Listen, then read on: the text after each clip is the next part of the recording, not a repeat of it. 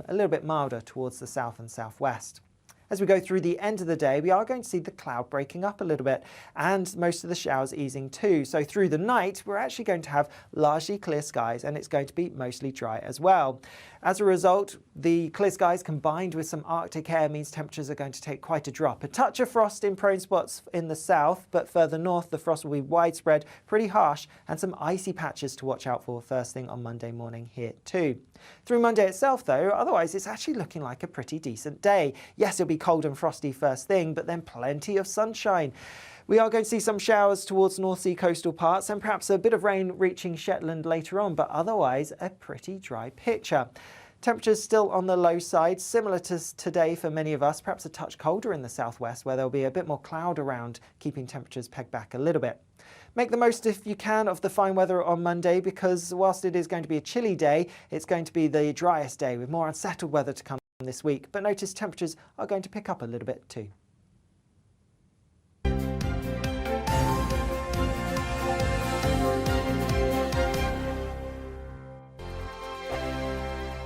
Monday to Thursday nights on GB News. At 6, it's Dubes & Co. 7 o'clock, Farage. At 8, join Jacob Rees-Mogg. And at 9, Dan Wootton Tonight, followed by Headliners. On TV, radio and online. This is GB News. It's all about family, being in people's living rooms, all the interaction and getting to know who our viewers and listeners are. When I was young, my dad used to say, Nana, stop arguing. I wanted an outlet that would enable me to give my opinion. People are going through a really hard time right now, and I know that you don't feel like you're being listened to by the establishment. I came to GB News because it's the People's Channel, and I want the audience to have their say on the events of the day. We're dynamic. We do something different. Democracy shows that the wisdom of the nation is in its people. I get to travel to find out what the story is from a personal perspective. The British people aren't fools. We know when we're not being told the full story. We've got to work out how Britain moves forward from this. It's the best country in the world. The establishment had their chance. Now we're here to represent your views. Britain's watching.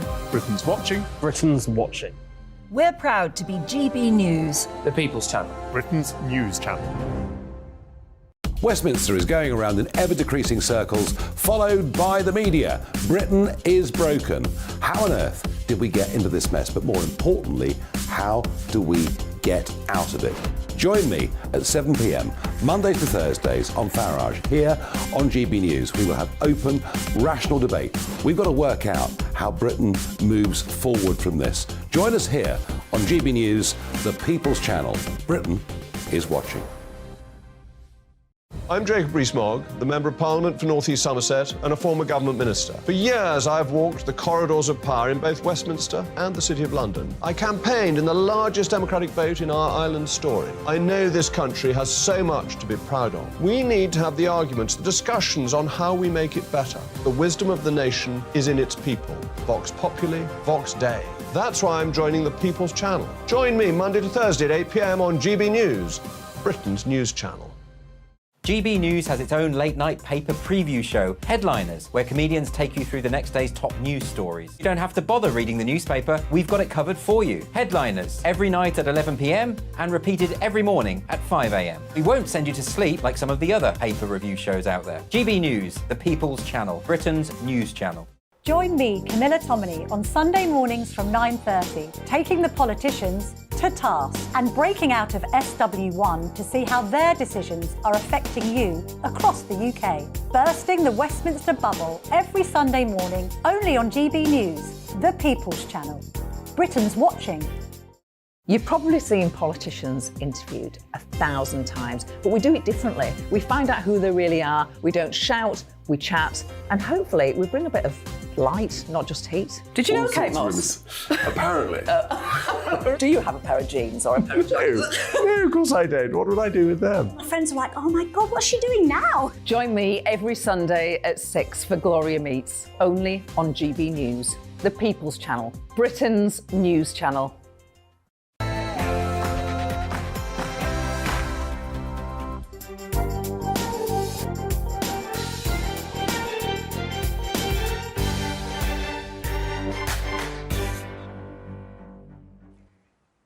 Good morning and welcome to the Camilla Tominey Show. Lovely to see you this morning. It's raining, so don't go out, just stay here because we have got a lot to say today and to discuss. I'm going to have Ian Duncan-Smith in, the former Tory leader, talking about Brexit and Boris, of course, and other matters.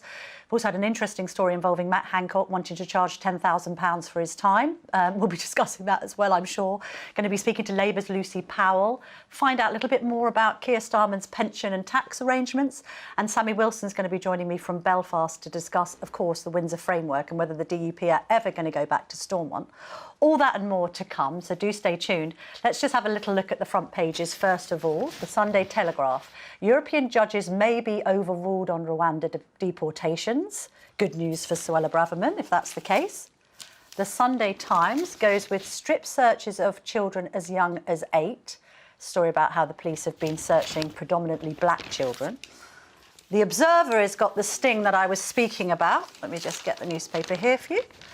Top Tory MPs ask £10,000 a day to work for a fake company. Nice work if you can get it. The Sunday Mirror, completely different story. They go with showbiz. Shirley, I may never go back to Strictly. That's an interview with Shirley Ballas. The Sunday Express goes with this new crackdown on crime by Rishi Sunak. Rishi crime blitz to woo Red Wall. He's talking about cracking down on antisocial behaviour and getting people to clear up their own litter, which I'm sure we're all for. The Mail on Sunday, Rishi, I will let victims say how to punish yobs. Again, I think that will play very well with the electorate. And in The Sun on Sunday, they go with the story about the boxer Amir Khan. Amir, gun raid terror. This was about robbers coming into his house and holding them at gunpoint. All very interesting stories. Now, I'm delighted to be joined by somebody who's covered many, many stories in his career. Nicholas Owen, who's a former BBC and ITN newsreader, a very experienced news hound to sniff through this morning's papers. Lovely to see you, Nick. Good morning. Morning. Now, let's talk about this great sting. I'm slightly depressed by this story because it's led by donkeys, who are this kind of pair that have an online following, have done this story.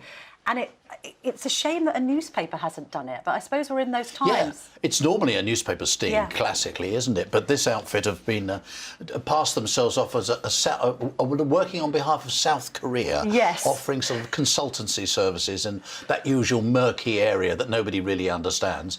And they picked up that they went to an awful lot of MPs, apparently, of all parties, it had to be said. Okay. But we read today about 3 who eventually were victims, if you like, of the sting. Should say at the beginning, no sign that anybody actually broke any rules No, that's doing true. this. We must point that out, but it doesn't look great. No, it doesn't. I mean, the money. Who was asking for what then? Matt Hancock? Matt Hancock, former health secretary, doesn't need, and also the subject of an awful lot of coverage in the Telegraph. Indeed, so the lockdown files. Indeed, but he's obviously looking for something else to do because he is due to leave Parliament, isn't he? Yeah. And he said to them, "Oh, I'd love to work for you. Yes, sir."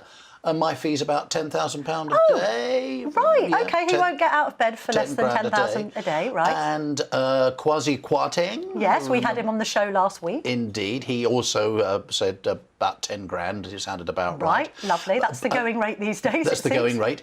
And the other interesting person, Graham Brady. Yes, we've had him on the show as well. So the chairman of the 1922, very upstanding, very respected MP. He's announced he's standing down at the next general election. That's right, So are these MPs just trying to find a way to make more money in the future beyond politics? Well, of course they are, but what it's going to be focusing on is the idea of should MPs have second jobs at all and should they be touting themselves around outside of Parliament. It's an endless argument, isn't it? What I was interested in, I went through read all these figures, and everybody will be saying to themselves, particularly those struggling with their bills and so on, what? £10,000 a day and Would all you that pay sort of thing. £10,000 a day for Matt Hancock? No. The jury is out on that, yes. But, you know, if you're a really top professional and you're doing an important job and so on, figures are very, very big. You know, you do have to pay your taxes, you've probably got people to help you and so on. It's not quite as it seems. But they do earn, what is it, on average, about 85 grand a year. I mean, the mean average wage in this country is 31,000. So most people will be looking at it going, well, hang on a minute, you're doing well for yourselves. You get quite a lot of perks because you're an MP.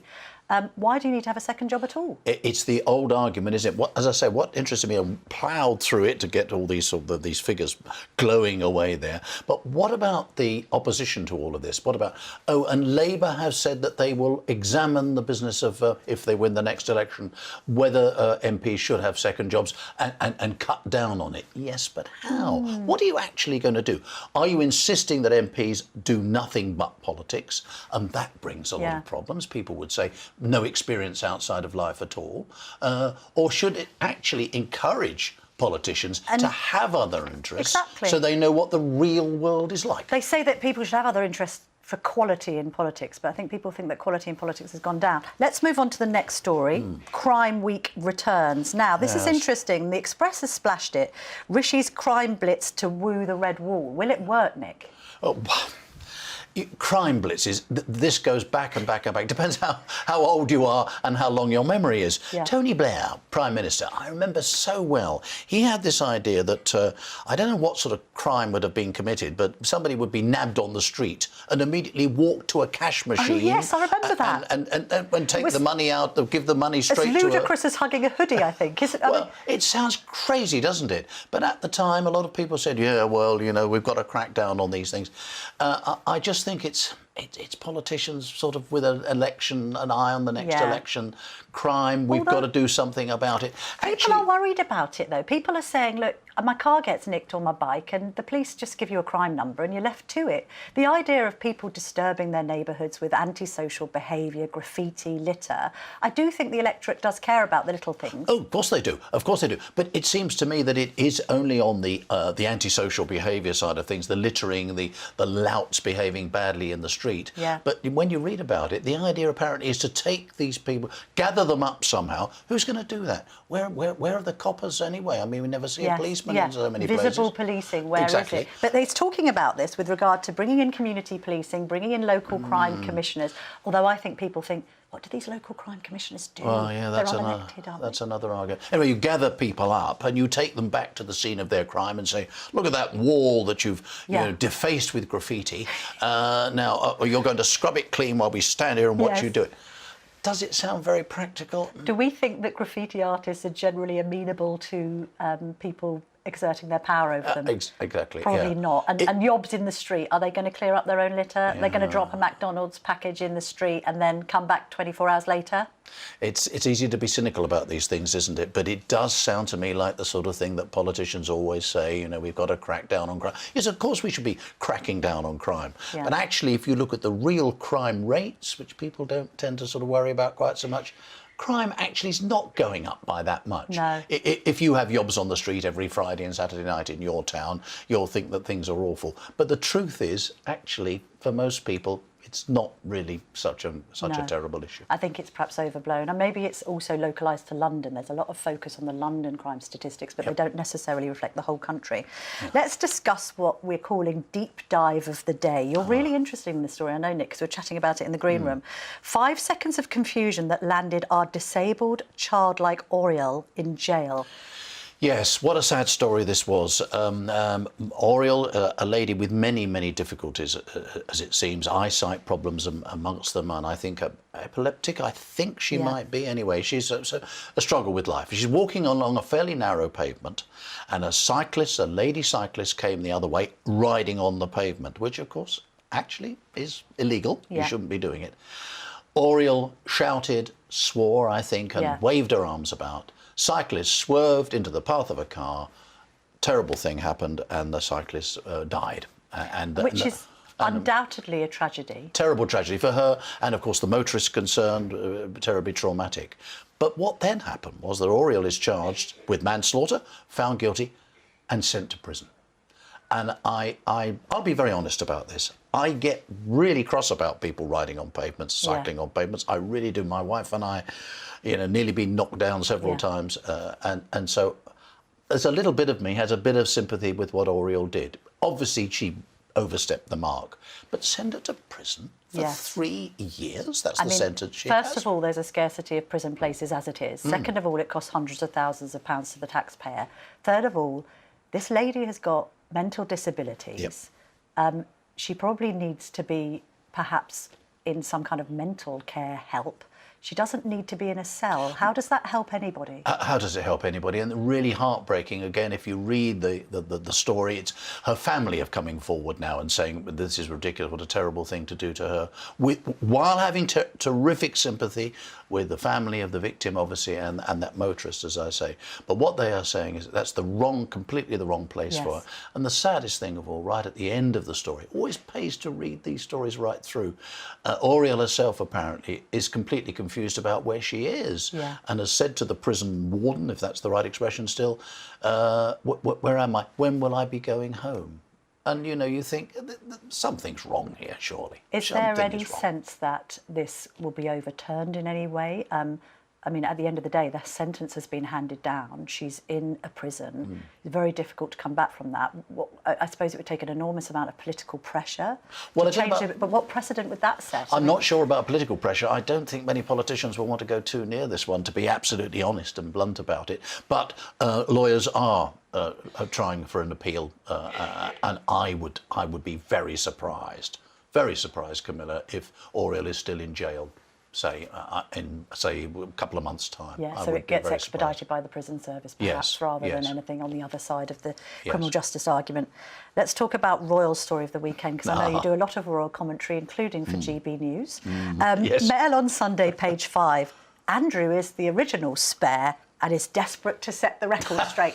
Oh, we're all desperate to hear another interview from Andrew. What's all this about, Nick? Oh, this is forgive me smiling so much, but because it's a serious matter, of course. Well, the Prince Andrew has decided that his side of the story should be put. Again? Well, again, exactly. We all remember Newsnight, and we all remember Emily Maitlis taking him apart royally, I think is the only way to put it. He made himself look a complete chump, as if anybody needed lots of evidence. Anyway, there we are. So but he's now decided, apparently, he wants to set the record properly straight, and has done the same thing that Harry did, approached an American journalist, we're told, somebody expert in writing these sort of things, and going to put his...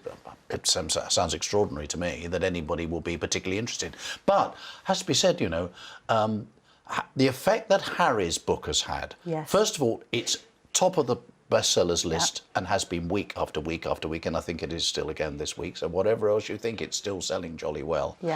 It's also had its impact, talking about Harry still, on the royal family standing. Quite sadly, I'm afraid it has. But I can't imagine the Duke of York going into publication is going to help the royal family standing either. Absolutely not. I mean, talk about, you know, just take one for the team. Be quiet for a while. I know he wants to rehabilitate, but I think writing everything down over the course of 100,000 words is the last thing the royals need, Nick. Well, I think it's the last thing they need, and also it has to be said, Emily Maitlis did take him apart under most of the things, and is he really going to try and re-explain himself? Sucker for punishment, I think. The pizza house in Woking. That's the line. Pizza Express in Woking. Pizza Express, that's right. Sweat. Pizza Express in Woking. I'll tell you somebody else who doesn't break a sweat when she does the People's Panel is our very own Catherine Forster, who this week is in Boris Johnson's constituency of Uxbridge and South Ruislip, where he has been reselected, but will he win the seat? It's a marginal and it's looking a little dicey. What do the panel make of this week's news, Catherine? Lovely to see you this morning. Hello, Camilla. Yes, Boris Johnson has Uxbridge with a majority of 7,200.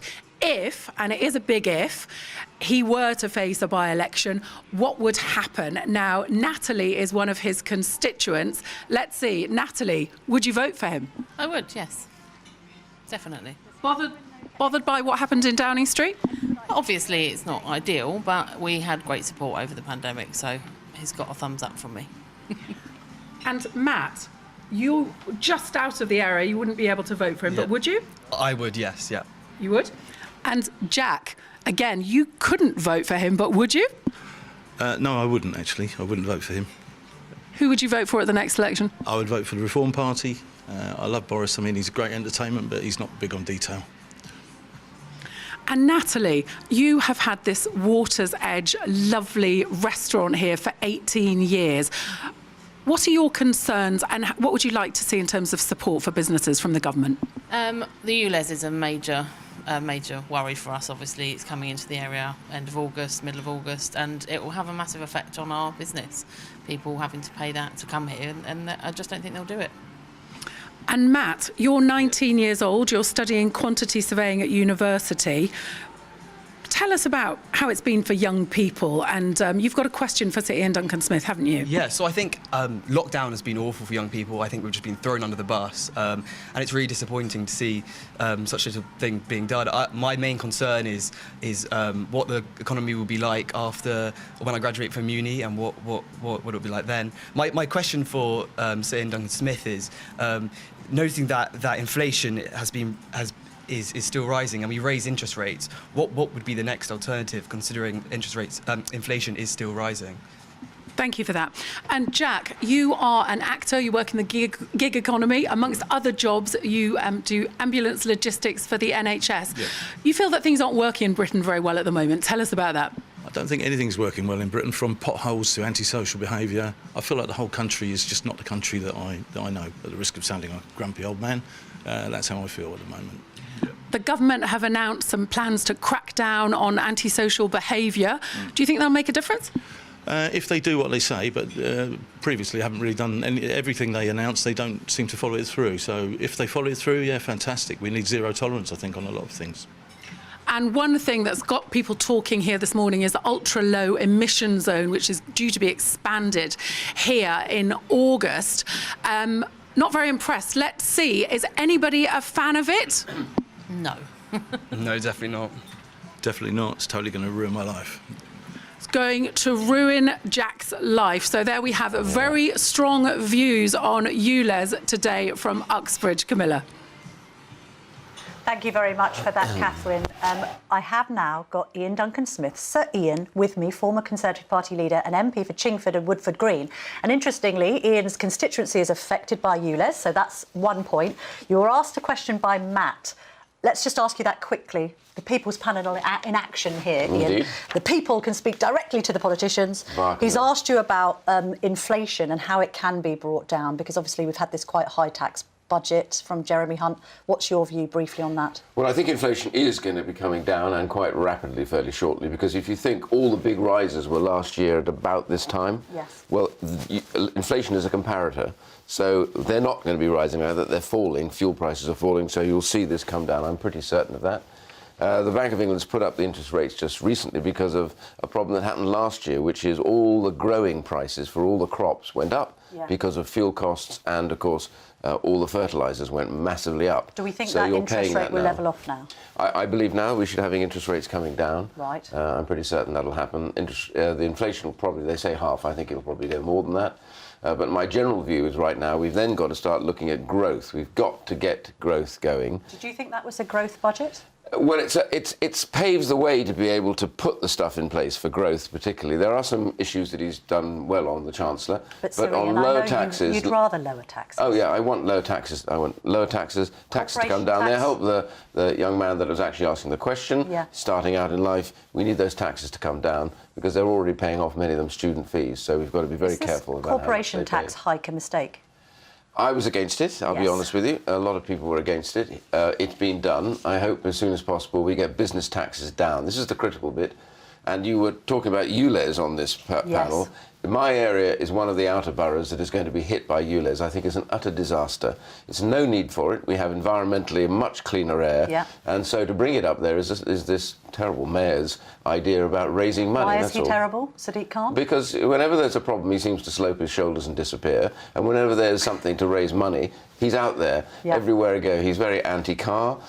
He forgets that businesses need their cars and their vans to run their businesses. They'll all go hit by this charge. Right now, I've got constituents who are having to pay extra money just to cross the North Circular to go to their main hospital. All of this is a problem. If you're a person on your retirement, about to retire or having retired, you'll have bought your last car, probably. Now what's going to happen is progressively you're going to find yourself having to pay more money because the choice you made was there would be no ULEZ in your area. I think there was was some research which suggested that any pay rise that public sector workers get, particularly nurses and others who do have to use their cars because they're working antisocial hours, will be wiped out by ULEZ. And people think it's a London-centric problem, but it isn't, because there'll be Sadiq Khans all over the country wanting to bring a ULEZ to a town near you. I know, and by the way, people come into London for work. Yes. So many of those builders, the plumbers, all the various people that have got to come in to do work into my area will actually have to pay more money. Yeah, funny enough, plumbers and electricians can't come on the tube or ride bikes. Well, they were told to. Interesting. Somebody said, have a trolley bag that you can carry with you. Has anyone actually seen what a plumber or a builder has to do? It's absolutely madness. Just shows how far away and distant are some of these people that run City Hall as to exactly what is going on in London. We need business, we need lower taxes, and we don't need higher charges. Let's very briefly talk about the lockdown and its impact on young people, because Matt raised it on the People's Panel. Now, I know your think tank, the CSJ, has come out with this very interesting research which suggests that before the pandemic there were 60,000 children who weren't accounted for. They had gone off the school register, never to be heard of again. That number's gone up to 140,000. Why on earth doesn't the government know where these kids are? Why isn't there a register of them? Well, we at the CSJ have looked at this, and he's right, by the way. The pandemic, lot of damage to young people. First of all, kids starting into businesses, young people learning. How do they learn the ropes when people are not in their offices anymore? All of those things are a damage to them. Also now we find school children. So many schools shut down, and so many kids were not protected. And these come from often lower income groups, sometimes the at-risk groups. Many of them weren't. I mean, if you were a Harris single mother in a tower block, a 10th story of a 19-story building, you've got kids back at home, you're having to work, by the way. Yes. But all the others that didn't go to work, they went to work to do their deliveries, to do all the Amazon stuff, everything else. We forget about them. They have a struggle. 140,000 kids. That's a 138% rise on where we were before the pandemic. This is a shocking... It's like something like 137 schools having literally nobody in them anymore. That is horrifying. They call them the ghost kids because they've disappeared. There's two problems. One is because many of them just disappeared from school and haven't come back. And the other group, there's lots of a change and a shift in some parents about their attitude to whether their kids have to be at school. And I think this has all come out of the back of pandemic. Education Department's got to do something. Government should make this an absolute central requirement. Lots of things to be done. And by the way, antisocial behaviour, absolutely top marks. Prime Minister's right to say we focus on it. Yes, crackdown, but they've got to do more than crackdown. We have a fantastic organisation called Onside that produces youth clubs which have real activity for people in holidays and in school time. And what you actually get is where they are, there can be a fall of up to 70% in anti-social behaviour. Why? Because it's a positive. You get kids in doing good things, practical things, learning about responsibility. You've mentioned the Prime Minister there. You're clearly supporting him, even though I know you backed Boris and indeed Liz Truss, but you voted against the Windsor Framework. Why did you do that, Ian? For me, it's personal because I served in Northern Ireland and I lost a good friend in Northern Ireland. His body has never been found, by the way. The IRA have been cowardly enough never to tell us what happened to him. He was tortured. I backed the Good Friday Agreement. I think it was peace. I don't want my kids or anybody else's to have to ever go back to a place like that. And I've said that for me, the absolute deal is you have to get Good Friday Agreement back up and running. And if you can't do that, then any arrangement you make doesn't work. And until that's happened, I said I would not vote for any agreement that failed to do that at the time. But obviously the rebellion, I mean, there were 21 or 22 Tories, I think, that voted against. It sailed through the Commons. We've now had this jiggery-pokery on this WhatsApp group. You know, Steve Baker, the former chairman of the ERG, doesn't think the ERG is fit for purpose anymore. You don't need it anymore. Is Brexit dead? Are we over? Is the ERG finished? What's the situation? No. I think what Steve Baker is a minister, so there are still loads of people on all the groups talking to each other about Well, I heard you were removed from a group. No, I've talked to them all. So the ERG is still going, but it's less potent than it was. Well, it depends what you mean potent, really. You have to have a device to be potent. The reality is that bill was always, that statutory instrument was always going to go through because Labour said they'd back it regardless. Yes. So it meant there really wasn't anything other than the people... I think something in the order of about 48 people abstained. So are the Brexiteers behind Rishi or against him?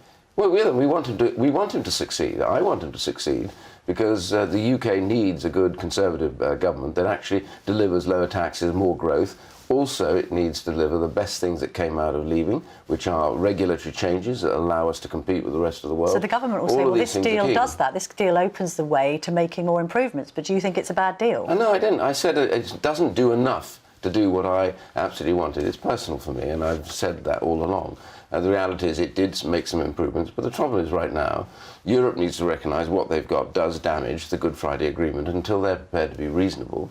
I've produced an alternative called a whole idea of mutual enforcement. In other words, you each impose each other's rules, you don't need to worry about the border, it can all be done away from the border. So, you know, these are things that can be done. I'm positive about it, but the reality for us is that the government needs to be on the front foot on all these areas, and we need to make sure that people realise that a Conservative government can deliver the things that we voted for at Brexit.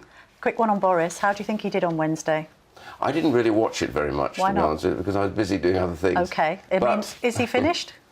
Well, I never write anybody off, and certainly not write Boris off. I think the truth is that I worry about these sort of committees of inquiries that come months and months after things have already been settled. Is it a kangaroo court?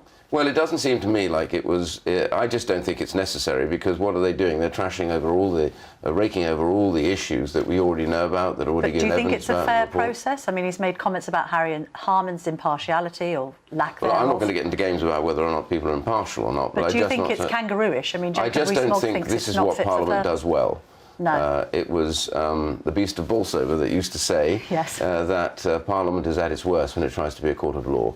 And also, I thought the swearing in was very strange because, of course, we are not a court of law. We can't punish somebody for not telling the truth. What do you make of the sting in The Observer this morning? I don't know if you've seen it, about some of your colleagues, Matt Hancock, Kwasi Kwarteng and indeed Graham Brady, charging up to £10,000 for their services to this, now we realise, fake South Korean company. You've been around the block a bit, Ian. I mean, do you get these offers? Should you accept these offers? I mean, is Matt Hancock worth 10 grand? Well, that's for something you have to have him on the programme to ask him about. But what do you think? Well, I just think all in all that people should smell a rat when somebody comes to them, as it were, unannounced and starts talking to them on a video link about how much money do you want. I think people need to have a little bit of a signal going off in the back of their head that says something very strange about this. But should these MPs be offering their services for thousands of pounds in this way? Well, it depends what the services are. I mean, if they're just to talk to them about business or whatever, that's probably OK. But for 10 grand? I mean, is Graham Brady worth 6 grand? Ian? I can't comment on how much they're worth. All I would say is that, by and large, people should recognise that when somebody comes with you offering you gold, you should ask the question why. Yes, indeed so. So, Ian Duncan-Smith, thank you so much for joining me this morning. Pleasure. Lovely, lovely to speak to you. Now, what are we up to next? We are, I believe, going to take a very short break, but we'll be back very soon because we're going to be speaking to Sammy Wilson in Belfast about that Windsor framework. Don't go anywhere. See you soon.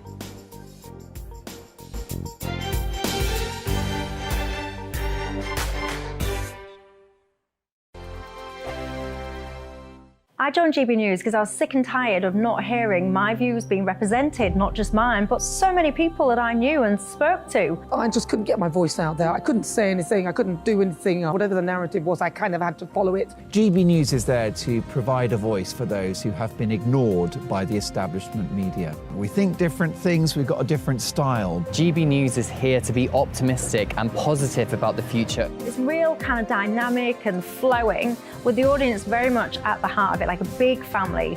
Here at GB News, we talk about the things that matter to you. Hearing the voices from right across our towns and cities, especially our towns. All sides of the argument represented with a heavy dose of opinion. We're on a mission here to make a difference. And the GB News family really is here for you, and whatever time of day you can watch or listen. Britain's watching. Britain's watching. We're proud to be GB News. The People's Channel. Britain's news channel. Monday to Thursday, 9 p.m. till 11 p.m. Join me, Dan Wootton. I'll bring you the sharpest takes and hottest debates. Do you not believe in prison? I don't believe in prisons. I'm completely stunned. I guarantee you there'll be no spin, no bias, no censorship. I actually was personally quite offended by it. And no reason to go to bed. So I guess they've always been quite woke. That's Dan Wootton tonight on TV, radio and online. Monday to Thursday from 9 p.m. till 11 p.m. on GB News. The People's Channel, Britain's news channel. We are GB News, the People's Channel. And right across the United Kingdom. You can find us on Sky Channel 512, Virgin Media Channel 604, Freesat Channel 216, Freeview Channel 236, and YouView Channel 236. You can also take us with you on DAB+ radio, with the GB News app and at the website gbnews.uk. We're absolutely everywhere. Come join us on GB News, the People's Channel, Britain's news channel. Start the day with GB News. We catch up on all the big stories you didn't hear the night before. And take a look at what the world's talking about this morning. That's right, Monday to Thursdays from 6 o'clock. It's Breakfast with Eamon and Isabel. Straight after breakfast, join us, Bev Turner and Andrew Pearce. We're going to take you through till noon.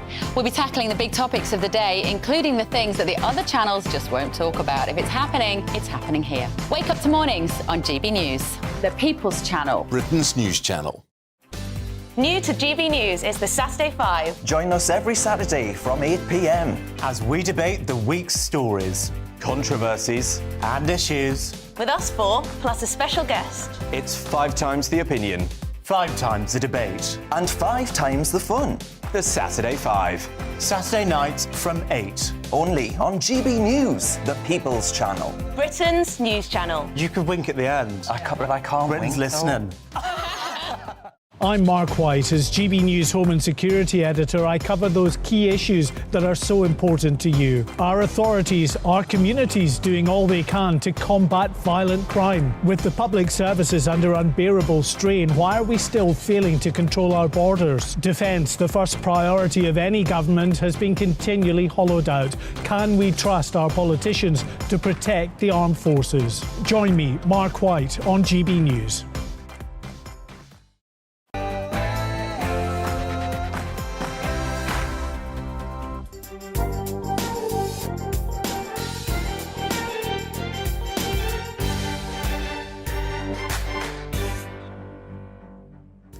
We've still got so much to come on today's Camilla Tominey show, including Labour's Lucy Powell and the DUP's Sammy Wilson. But first, here's the news headlines with Bethany Elsey.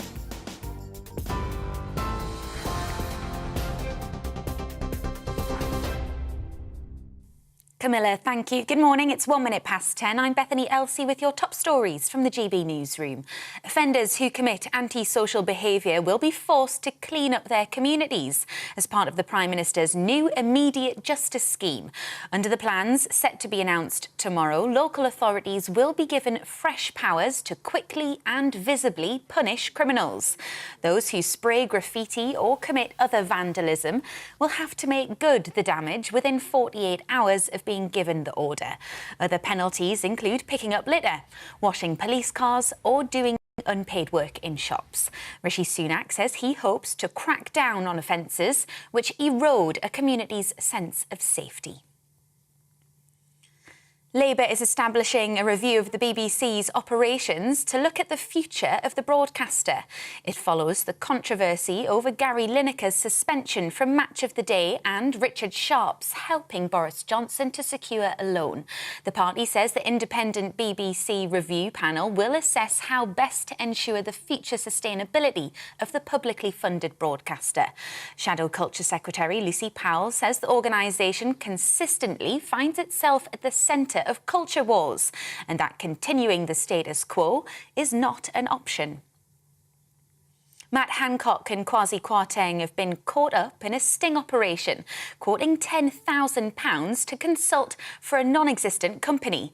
The two former cabinet ministers were approached by a fake South Korean firm set up by Campaign Group led by donkeys. During online interviews, Mr Hancock said his daily rate would be £10,000, whilst Mr Kwarteng said he would expect to be paid a similar amount every month. MPs are allowed to seek employment outside of Parliament, and there's no accusation of any wrongdoing. In total, 5 MPs took part in the interviews. The Mayor of Greater Manchester has been given a fine for going almost double the speed limit. He's been fined almost £2,000 after being caught driving 78 miles per hour when the limit was 40. In a statement, Andy Burnham said he had not been aware that the variable speed limit was in place. At least 26 people have been killed and dozens more injured after a major tornado hit the US state of Mississippi. The twister swept through the state and into Alabama, cutting a path of destruction 170 miles long. Around 11,000 residents are still without power this morning. Drone footage shows an entire town in Mississippi flattened. President Joe Biden has described the images as heartbreaking and has offered federal support for the recovery. You're watching GB News on TV, online, DAB+ radio and tune in. Now it's back to Camilla.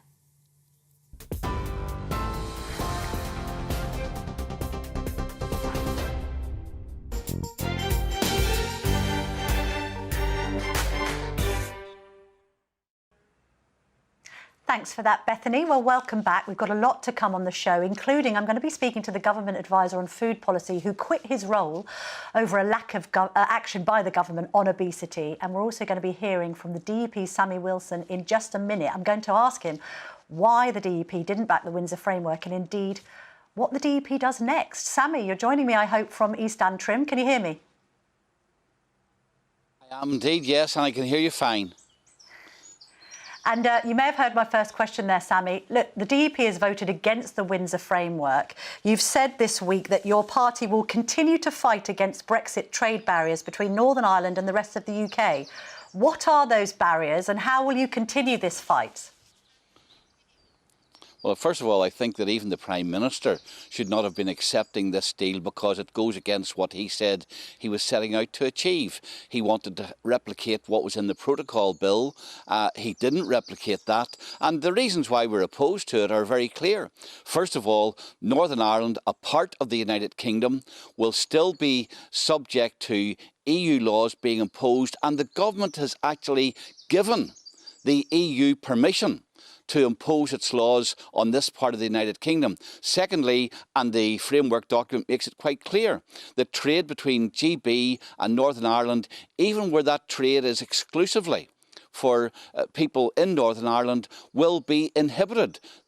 Every good that comes in, or every lorry load comes in, will have to have 100% checks on the paperwork. 1 in 20 lorries will be physically checked, and the EU at any stage can decide to even up the level of checks if it feels that some goods are leaking into the Irish Republic. So I mean, all of these things. And of course, the government has promised that, well, you can have a block or a break on EU law if you feel it's detrimental to Northern Ireland. Actually, when the SI was examined in detail, it was quite clear that that lock could not be used because ministers could block it. The EU could block it, an arbitration panel could block it. So, you know, even the promise of the break on EU law, it was not in reality there. But Sammy, when does this end? I mean, Jeffrey Donaldson has talked about your 7 tests not being met. I mean, you're never going to get everything that you want. And your constituents, the people of Northern Ireland, still don't have power sharing. So when does this end? Surely you must just go back to Stormont now for the sake of your own electorate. Well, I mean, first of all, it ends when, as unionists, we have secured our place within the United Kingdom. And we are appealing to other unionists in Westminster to aid and abet us in that fight. I mean, and the second thing, it will end when, as unionists, we're no longer required through the Assembly to collaborate in diverging ourselves and divorcing ourselves and taking ourselves out of the United Kingdom, because that's in effect what the Windsor framework leaves us doing, that we would be required to, as ministers in the Assembly, by law, under threat that we're breaking the ministerial code and therefore will be kicked out, we would be required to implement EU laws which are imposed in Northern Ireland, and while knowing that, of course, as we do that, as the Windsor Framework document actually states, the application of EU law will make us diverge further from the country to which we belong. It actually states that in the framework document. So it will end when the union is secured, when we're no longer required to participate in breaking up the union, and I don't think that that's an unreasonable position to adopt. But it doesn't look like the union is being broken up, and also that means that then you have to accept, and the people of Northern Ireland have to accept, direct rule from London. For how much longer, Sammy? Well, the framework document actually makes it quite clear that Northern Ireland will increasingly diverge from the Union as a result of EU law being imposed and as a result of the UK government deciding to change EU laws which currently apply to the rest of the United Kingdom, but which they have stated they wish to change themselves as part of the Brexit freedom. So, I mean, this is not unionists claiming that the union will be broken up. The document itself, the government itself, the EU, accept that the application of EU law and the decision of the UK government to exercise, quite rightly, its Brexit freedoms will put in jeopardy the union. And, if the only leverage we have at the moment is the non-operation of the Assembly, then we will use that leverage. Sammy, can I ask you something? Because we've had lots and lots and lots of discussions over the course of the last few years about this. Do you regret Brexit?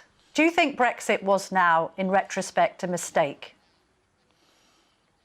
No, I don't regret Brexit. What I regret is the spineless way in which the Conservative government, in order to get itself out of its own difficulties, was prepared to treat Northern Ireland differently and have Northern Ireland treated as if Brexit never happened in this part of the United Kingdom. The referendum was a UK-wide referendum. The referendum was for the UK as a whole to leave the EU, and that's what was promised. That's what should have happened. And we had a government that was prepared to abandon part of the United Kingdom. Now, albeit that they argue that they thought that it was only a temporary arrangement and that the EU would play ball in putting together the alternative arrangements which were promised in the political declaration.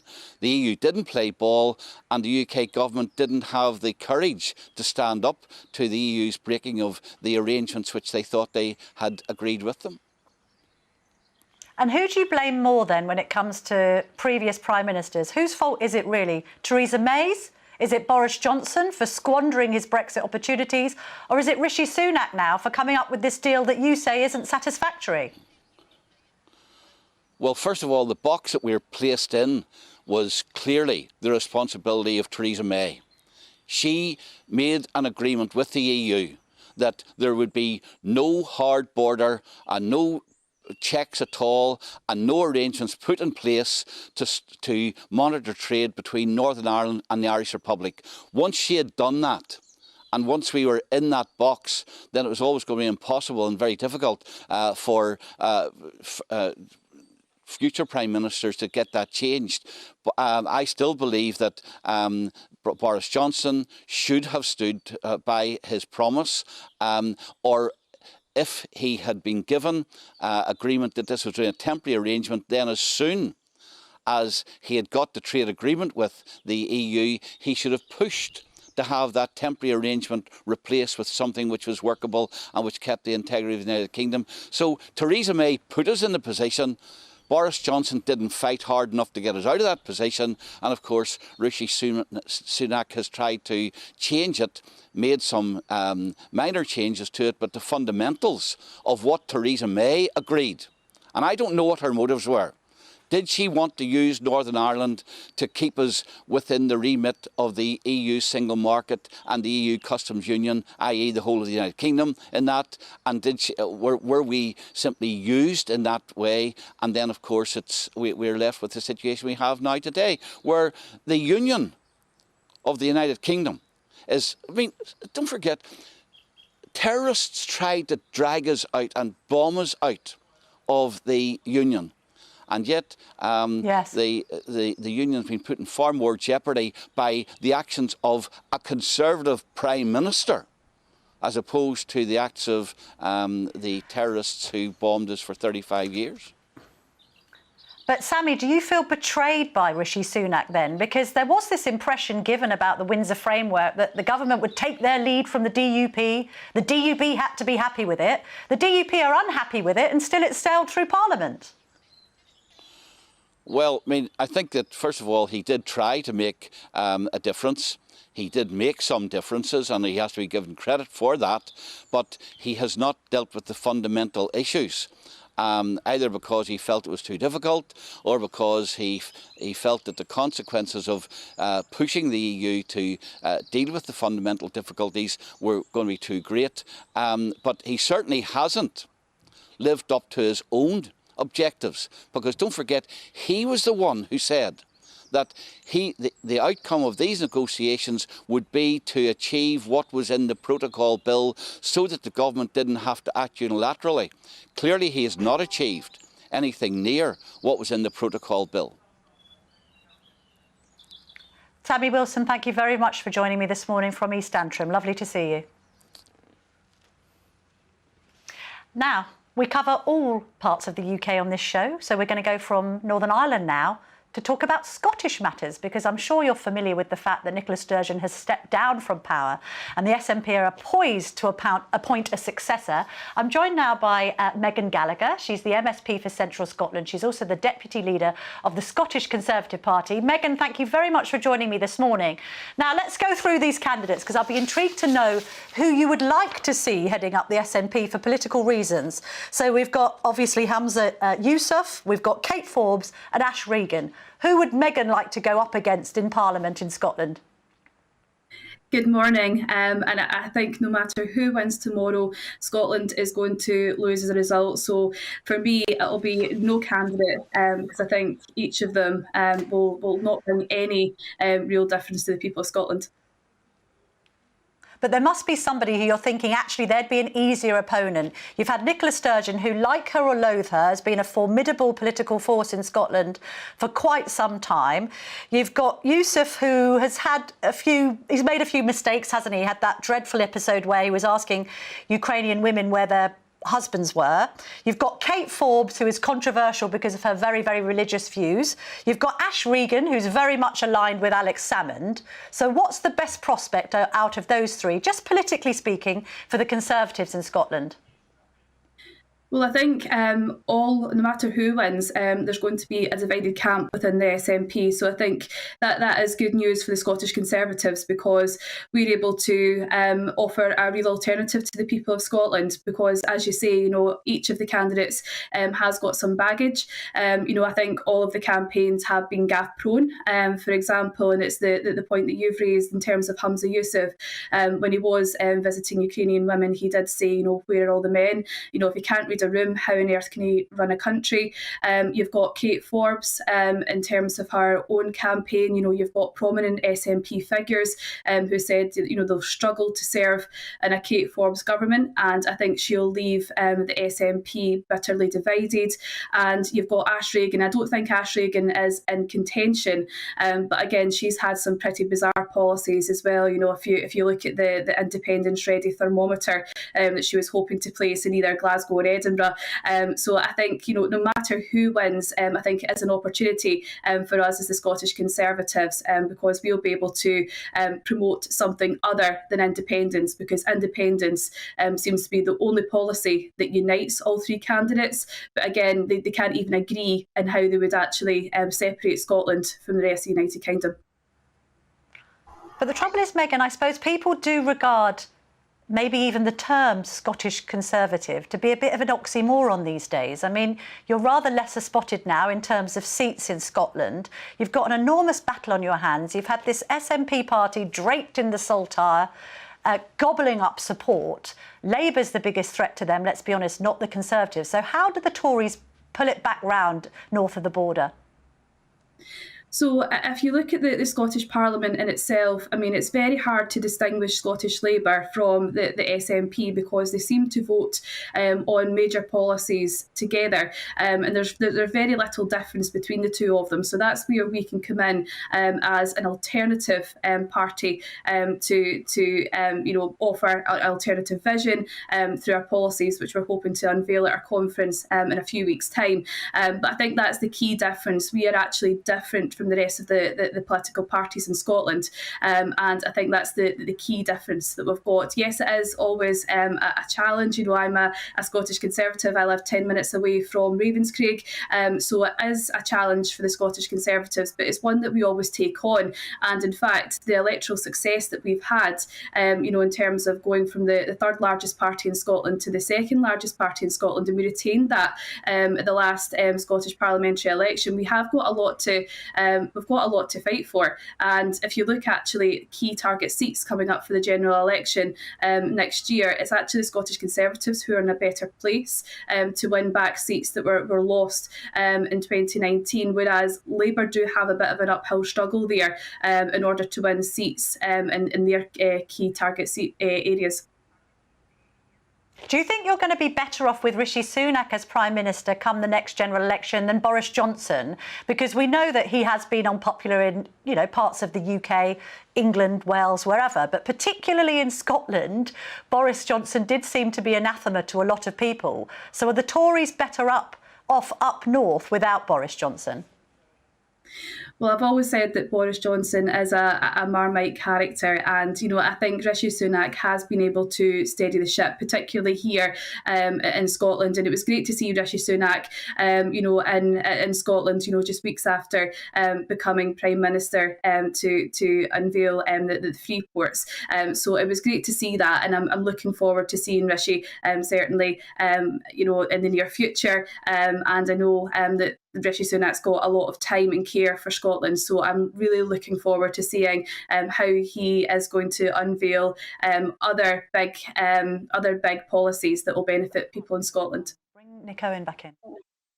So, Megan, what do you think then with regard to devolution as a concept? Do you think in retrospect it's been a mistake? Has it emboldened the nationalists to become to have this stranglehold over Scottish politics that it's very difficult for the likes of you and for Labour and the Lib Dems to undo?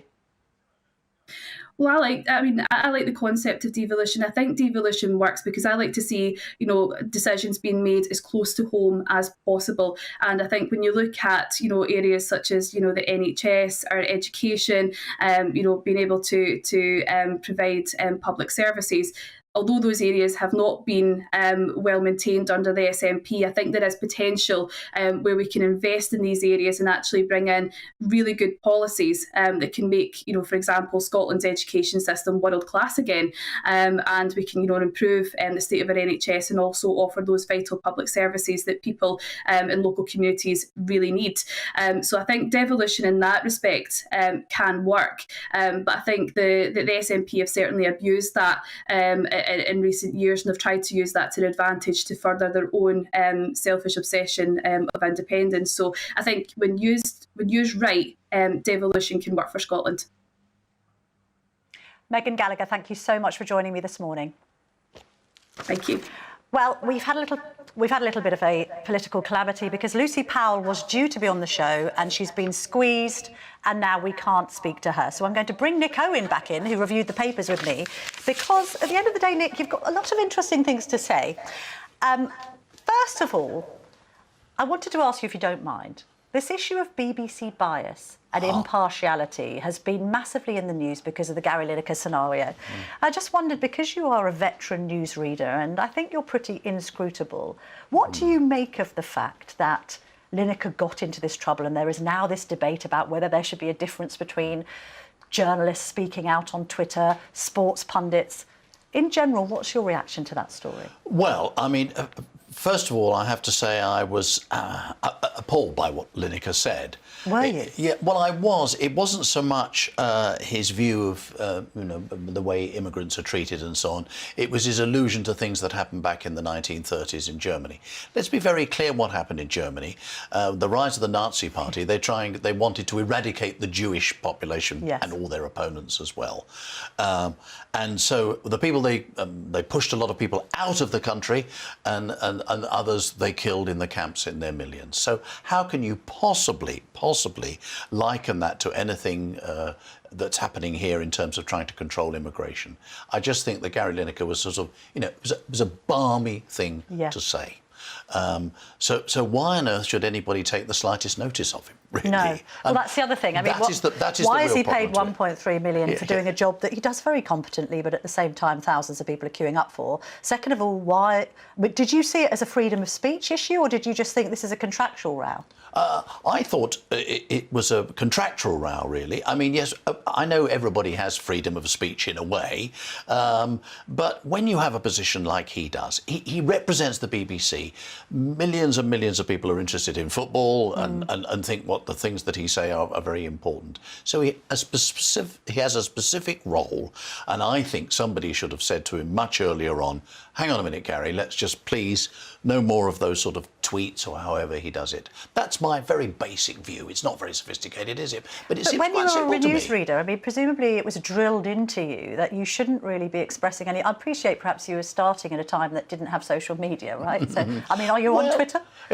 I am not. No. But probably very sensible choice. Nothing to do with social media at all. The BBC has a particular role to play and is governed by Ofcom, which is the regulator and so on, as indeed is other broadcasters like ITN and GBNews indeed comes under Ofcom's quite rightly scrutiny as well, and indeed it does. And I never had a difficulty with this thing. I know we can argue exactly what impartiality is. Does it just mean not having opinions about anything? It just means that you leave your opinions at the door. Yes. Gary, you're there to talk about football, which apparently you do brilliantly well. For goodness sake, isn't that enough? But have you noticed this understand trend, you know, among journalists in general?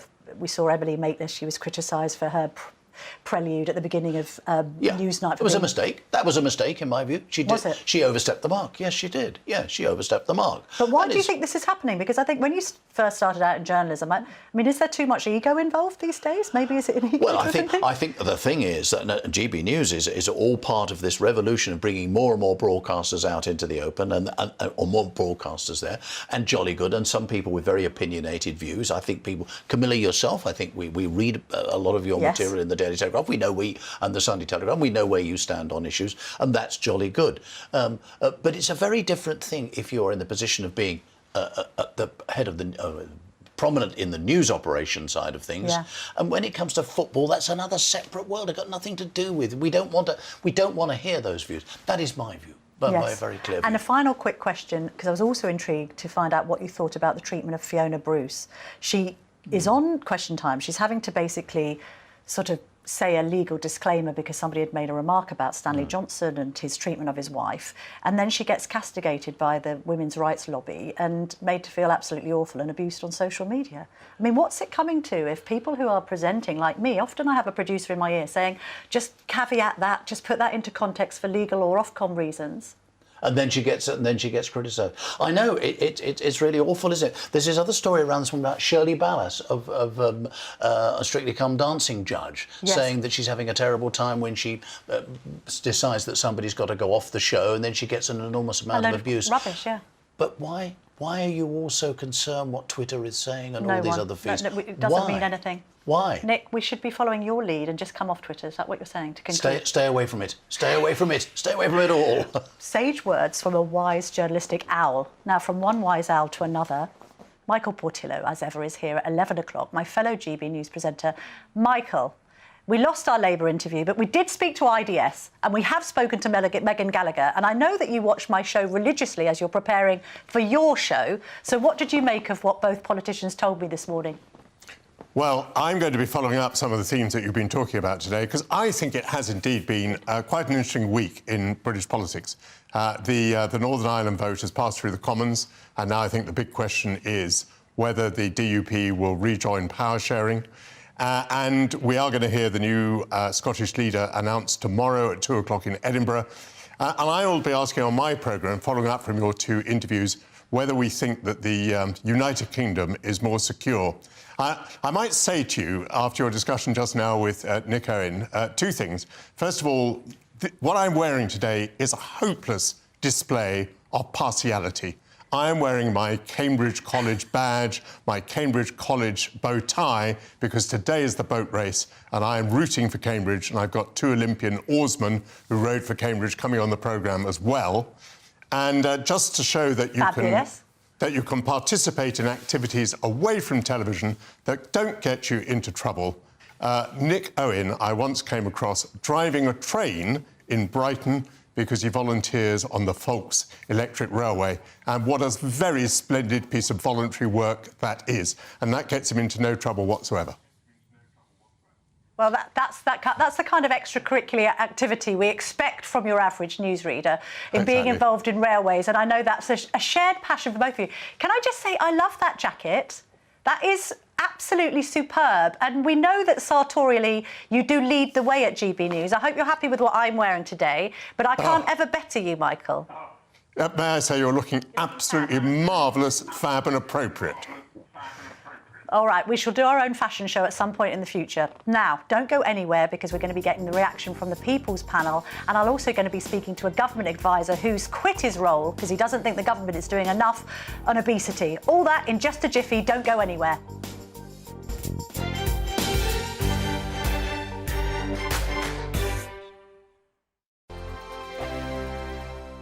I joined GB News because I was sick and tired of not hearing my views being represented, not just mine, but so many people that I knew and spoke to. I just couldn't get my voice out there. I couldn't say anything. I couldn't do anything. Whatever the narrative was, I kind of had to follow it. GB News is there to provide a voice for those who have been ignored by the establishment media. We think different things. We've got a different style. GB News is here to be optimistic and positive about the future. It's real kind of dynamic and flowing, with the audience very much at the heart of it, like a big family.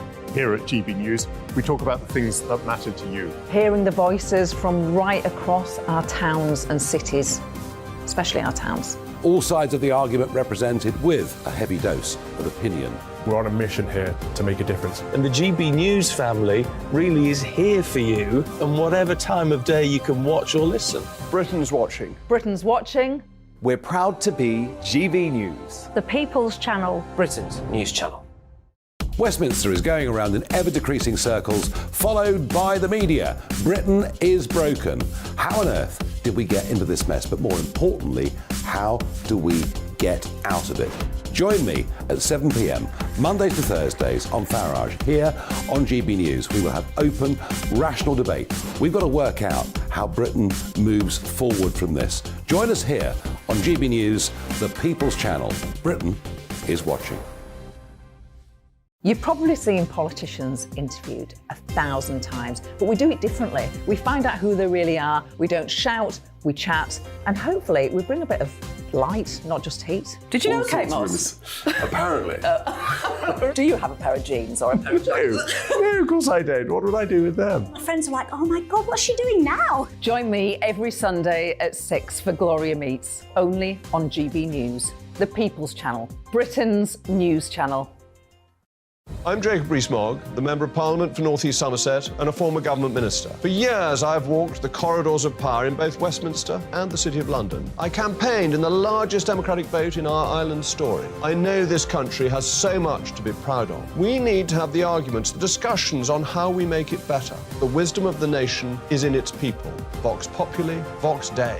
That's why I'm joining the People's Channel. Join me Monday to Thursday at 8 p.m. on GB News, Britain's news channel.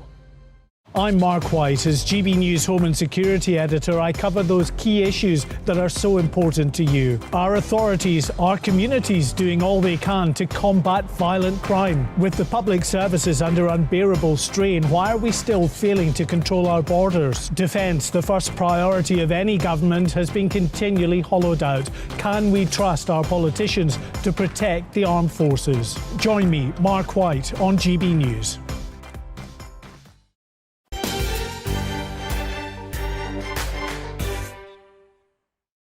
Welcome back to the Camilla Tominey Show. It's been fun and games here this morning, and we've still got more fun and games to come. We're going to go back to the People's Panel now, which is in Uxbridge and South Ruislip, because we thought we'd go to Boris's patch and find out what people think there. Catherine Forster, GB News' political reporter, is there. What's the panel saying, Catherine? I hope Matt appreciates that we got his question directly to IDS, which is what this show is all about. Yes, Matt was very impressed that you began with that question, Camilla. Thank you. Let's see what Matt made of Sir Ian Duncan-Smith's answer and what the government needs to do for young people in general.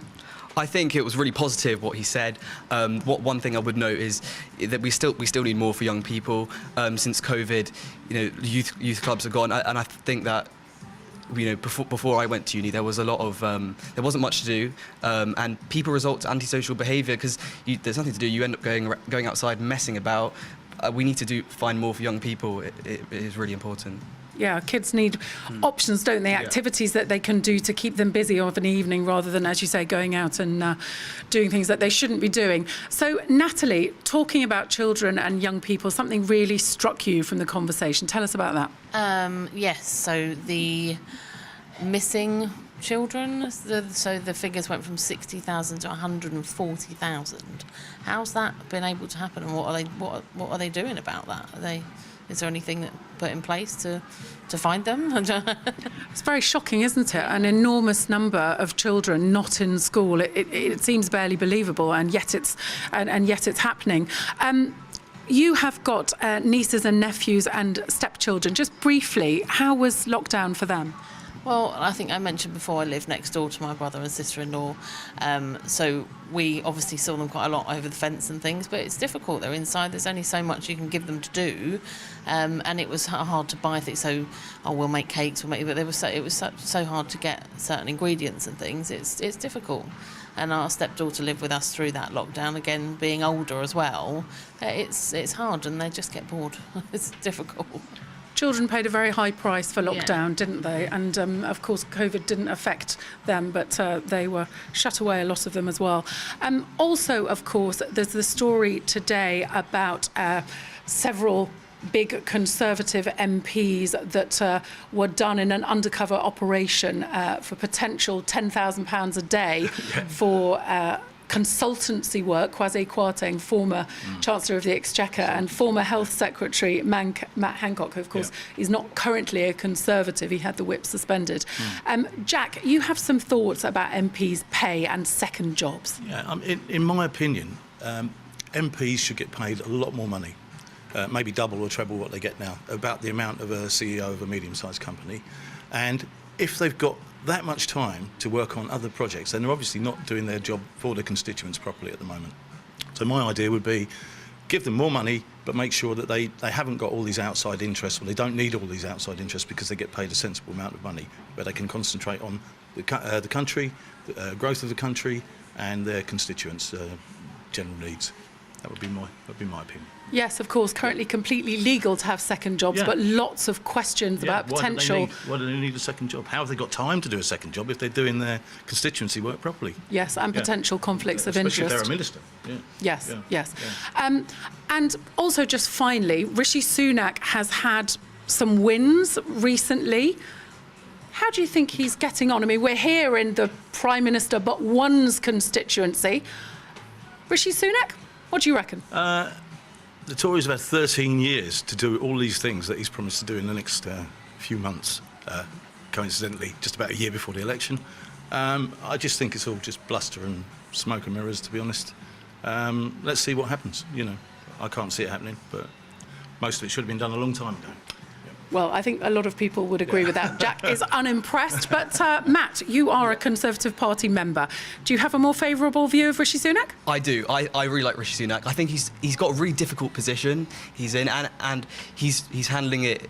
I mean, he's making a lot of promises, is the only thing I'd say, and I want to see a bit more of that delivery. But, I do see him really positively. I don't agree with some of the things he does. However, for the Conservative Party at this time, I mean, what really can you do without causing too much of a fuss, really?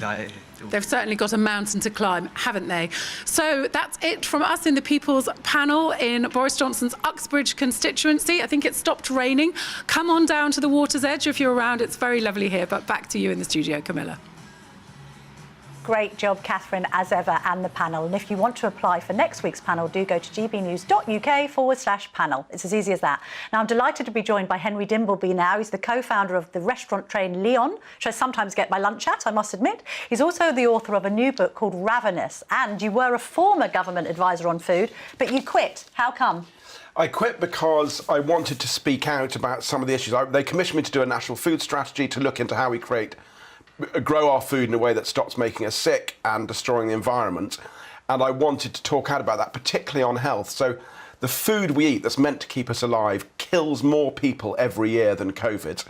Because it's processed because and full it's of processed, rubbish. because we have this powerful appetite. Our appetite will make us do extraordinary things. It evolved in a world where calories were scarce, and 85% of the food that food companies now process and make for us is deemed unhealthy by the World Health Organization, too unhealthy to market to kids.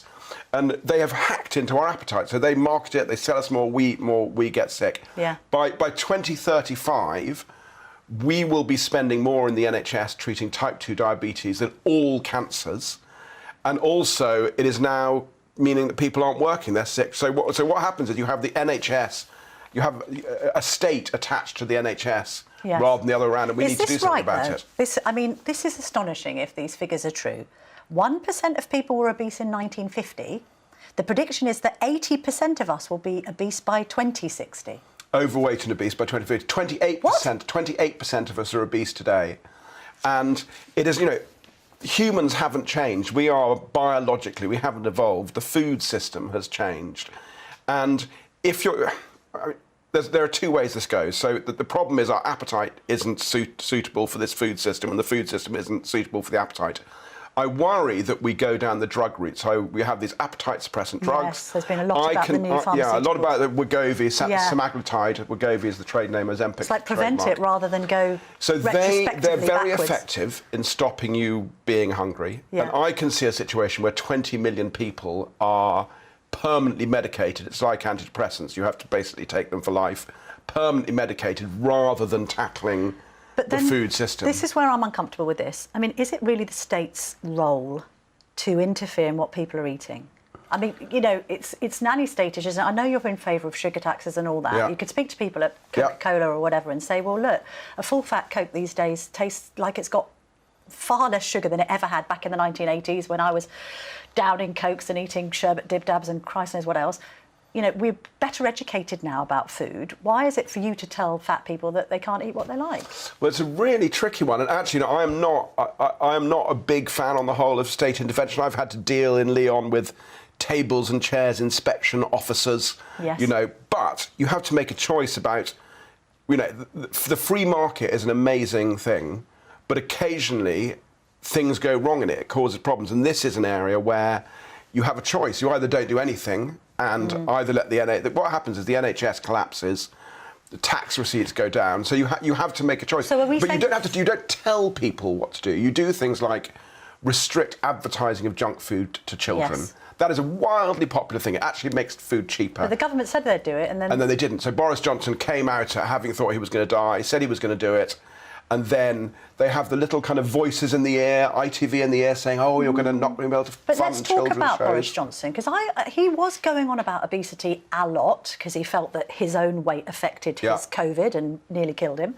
But then what happened? Was he making all of the right sounds initially, and then it all just filtered away in a Johnson way, perhaps? So you have, you know this, you have in government, all of the different departments act for their kind of industries. So the Department for Culture will be saying, no, we can't ban advertising because we won't be able to make children's programmes, because ITV has been telling them, I had a meeting with ITV, they've been telling them this will be a disaster. And DEFRA, the Department for Environment, Food and Rural Affairs, will be saying, this will be bad for food companies.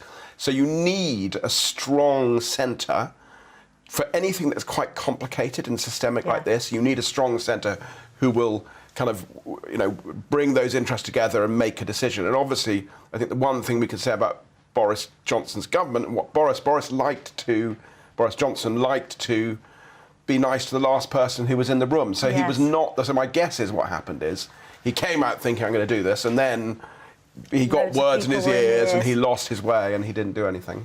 But then, what are we saying? Are we saying to the food producers, look, this is actually your fault because you're putting sugar in bread and you're putting 35 different ingredients in an egg sandwich and none of it's necessary. Are you saying we need to get back to the 1950s and just sort of have a quite simple meat and 2 veg diet, not have too much processed stuff, eat fruit and vegetables?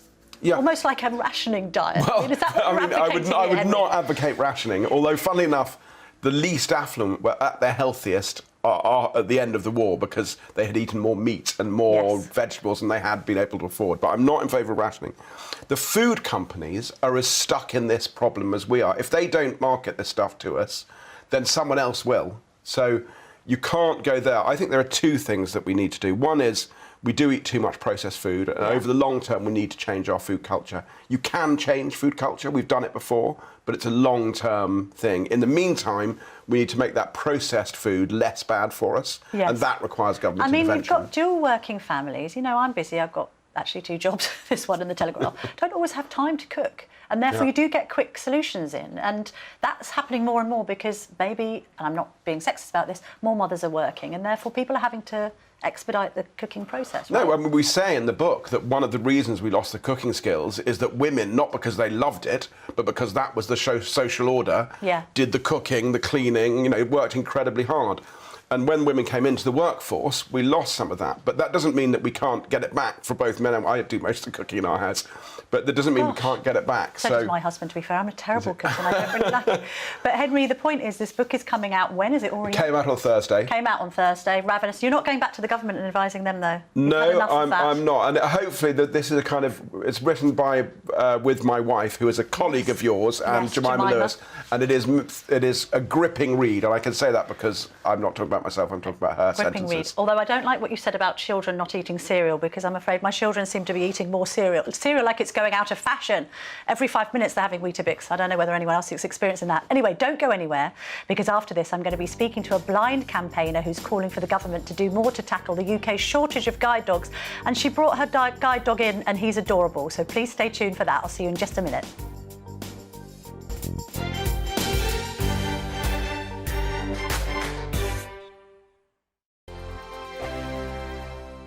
Monday to Thursday nights on GB News. At 6, it's Dubes & Co. 7 o'clock, Farage. At 8, join Jacob Rees-Mogg. And at 9, Dan Wootton Tonight, followed by Headliners. On TV, radio and online. This is GB News. First and foremost, I am a GB News fan, and I was before I was working here. Just love the fact that we're asking the questions that a lot of establishment media won't ask. With a bit of a twist, we not only want to inform you, but we want to keep you entertained. It's worth the drive because you get in and the team's all ready and waiting, they're itching to go, and it's a proper little family. GB News is the People's Channel. It's the audience that makes the programme sing. We're giving our viewers and our listeners a voice. I see the thousands of your letters, tweets, emails, you name it, coming in. Britain is broken. How on earth did we get into this mess? But more importantly, how do we get out of it? The establishment had their chance. Now we're here to represent you. It's time for something different. It's time for GB News. I'm very patriotic. I believe in Britain. Our best days lie ahead. Britain's watching. Britain's watching. Join us here on GB News. The People's Channel. Britain's news channel. Join me, Patrick Christie's, Monday to Friday, 3 till 6. We tackle the day's news agenda like you've never seen before. It's high tempo, high octane, the most controversial topics, and the best guests. You will not be able to take your eyes and ears off it. I'm not afraid to ask the questions that you really want answered. 3 till 6 p.m, Monday to Friday on GB News, the People's Channel, Britain's news channel. GB News has its own late-night paper preview show, Headliners, where comedians take you through the next day's top news stories. You don't have to bother reading the newspaper, we've got it covered for you. Headliners, every night at 11 p.m, and repeated every morning at 5 a.m. We won't send you to sleep like some of the other paper review shows out there. GB News, the People's Channel, Britain's news channel. Join me, Camilla Tominey, on Sunday mornings from 9:30, taking the politicians to task and breaking out of SW1 to see how their decisions are affecting you across the UK. Bursting the Westminster bubble every Sunday morning, only on GB News, the People's Channel. Britain's watching. I'm Michael Portillo. Join me on GB News on a Sunday morning for topical discussion, debate, arts and culture, and sometimes even ethical dilemmas. I don't always agree with you, Michael. Michael Portillo, Sundays on GB News, the People's Channel, Britain's news channel. I'm Andrew Doyle. Join me at 7 o'clock every Sunday night for Free Speech Nation, the show where I tackle the week's biggest stories in politics and current affairs with the help of my 2 comedian panellists and a variety of special guests. Free Speech Nation, Sunday nights from 7 on GB News, the People's Channel, Britain's news channel.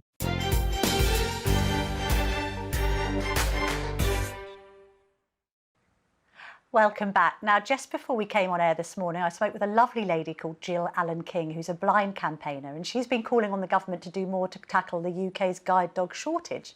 She came into the studio along with her MP, Anna Firth, and guide dog Jagger, who is just adorable. And I started off by asking Anna what the campaign is all about. So Jill is an absolute Southend legend. Jill has got an MBE and an OBE for her work in helping people with sight problems. And I went to her church a few weeks ago and she told me that she is about to lose Jagger, that the guide dogs are going to come and take his harness away in June. And for Jill, that is a disaster. She's had guide dogs for 51 years. It keeps her fit, it keeps her healthy. And Jagger is a completely healthy working dog. So I asked Jill what was going on, and it appears there is a national shortage of guide dogs. But my point as Jill's MP is someone who's done so much for others should be the very last person who loses her independence. Absolutely. And what we can do here, quite simply, is if a dog is healthy and it's fit and it's willing to work, just let the dog carry on for a little bit longer. Now, Jill, I know you're very familiar to this world of campaigning. You've been on the telly and the radio a lot because over the course of your life, you've done so much for blind people. You introduced what I call the braille pavements, so the tactile pavements, which means that blind people can cross the road safely. Yeah. It's sort of ironic then that you should find yourself in this situation of potentially being out without a dog. Tell me how important Jagger and all the dogs you've had have been to you over the years. Well, because I went totally blind when I was 24 and spent 7 years virtually housebound, only went out when anybody took me out. Yeah. That was really because I had my daughter in the first year and I didn't want to go away for the 4 weeks training. And I didn't really know anything about guide dogs. I didn't know about being totally blind, which was a different world to me. And I did campaign to start with for long cane training, but that gave me no confidence at all. Yes. And so eventually I did go for my first guide dog Topsy in 1971. And that changed your life, presumably? Who changed my life completely. I mean, she gave me back all the confidence that I'd lost when I went blind. She gave me my mobility so that I could go out when I wanted to go out, not when my husband or my parents could take me out. I was able to go out. I could take Jacqueline to school on my own. But the first thing that happened, I took Jacqueline to the local library and straight away I was refused, you know, access with Topsy. Which defies the point of you being given the independence that the dog afforded you. Precisely. And so forever, all these years, I've been campaigning to improve access on all aspects for blind people and guide dogs and the environment, as you've said.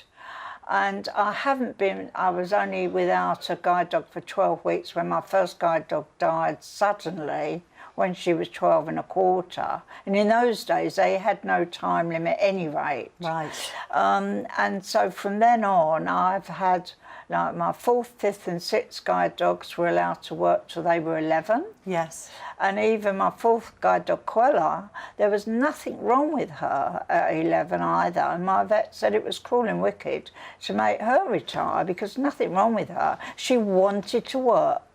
And I couldn't see then, and she lived to 15 and a half. And Jagger's actually fine. I mean, yes, he's been checked by my vet on December the 20th that he was fine, not showing any signs of ageing, because having all those dogs, I know some of them get tumours and their back legs go, so I know what happens to them when they get older. And Jagger, none of that has happened. So guide dogs, I don't know whether they didn't believe my vet, but they certainly wanted Jagger checked by their vet, which he was checked on the 7th of March, And we went up to the training centre where he was checked, and he's fine. Again, no. So he's been checked out, and basically what you're saying is, Anna, another year, at least have another year of Jagger being with Jill, helping her through her daily life.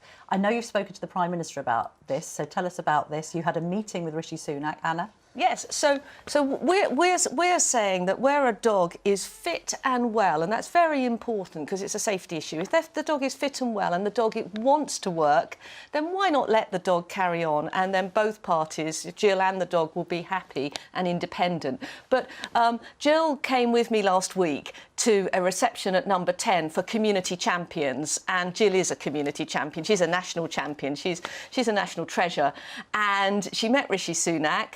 And I think you should tell the story, Jill, because you didn't let go of his hand, did you? I mean, I've learnt over the years, meeting ministers over the year.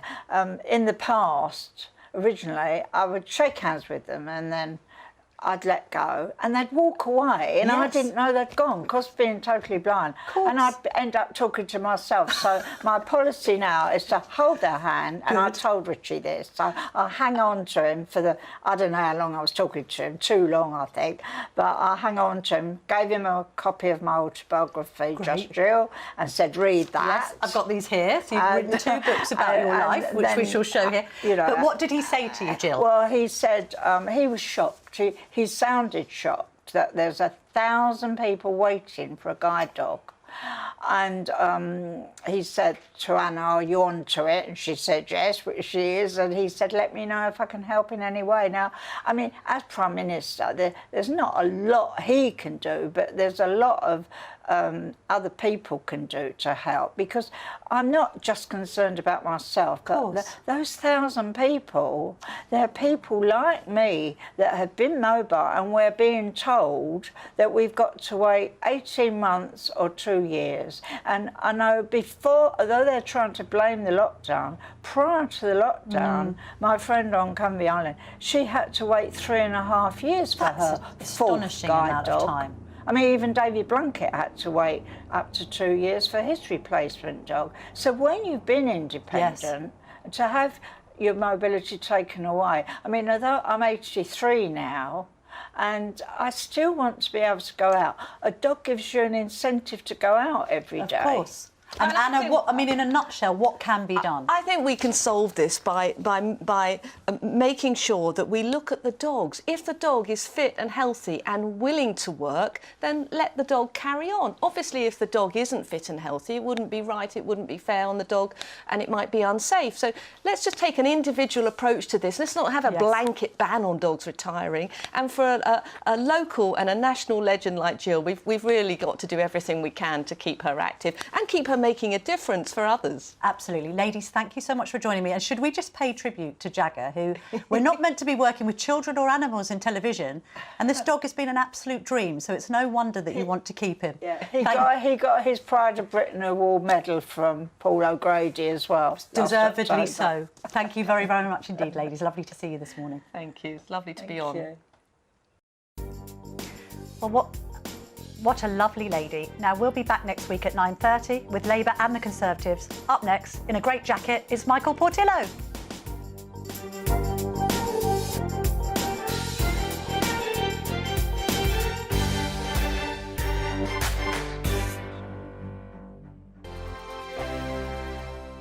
It's all about family, being in people's living rooms, all the interaction and getting to know who our viewers and listeners are.